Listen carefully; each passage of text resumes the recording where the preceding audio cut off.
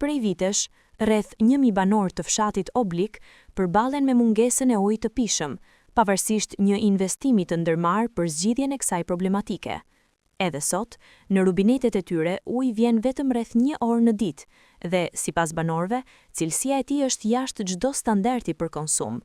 Të gjendur në këto kushte, banorët shprehen se janë të detyruar të blejnë ujë për të përmbushur nevojat bazë të përditshme, duke e kthyer këtë shërbim jetik në një kosto të shtuar për familjet e tyre. Uji i pishëm vjen i herë në ditë, vjen uji i pishëm, po fornizohna, merë bo fornizohna.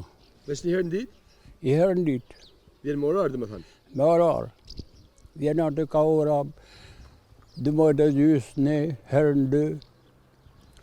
Po, i fornizojmë bidonat. A është e mjaftueshëm për një herë në ditë?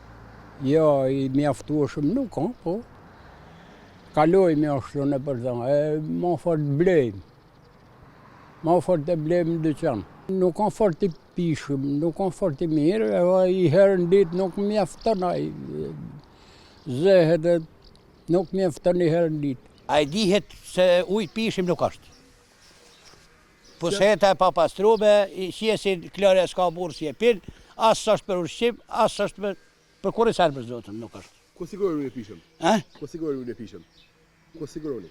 E blejmë se shpihet. Vjen zi si korbi, vjen prej tubave, vjen krejt hekur. Kuq, uji kuq. Është e përballueshme me blejmë lek gjithmonë? Po çka kena me ban?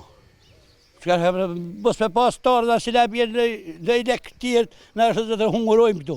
Megjithse kërkesa kryesore e komunitetit të Oblikës ka mbetur e njëjtë ndër vite, furnizimi i rregullt me ujë të pishëm, sipas banorëve, institucionet përgjegjëse nuk kanë marrë masa konkrete për të garantuar kushtet minimale të jetesës.